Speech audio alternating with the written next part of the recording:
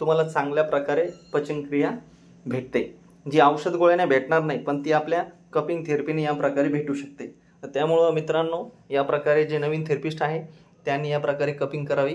ही cupping आहे तर खूप जबरदस्त, खूप इफेक्टिव्ह आहे.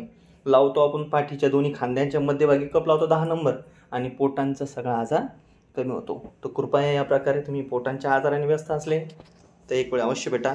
श्री स्वामी समर्थ निसर्गोपचार केंद्र, डॉक्टर अशोक वागलवाळे. बघून घ्या. हे बघा, हा आपला थॉरॅसिक आहे.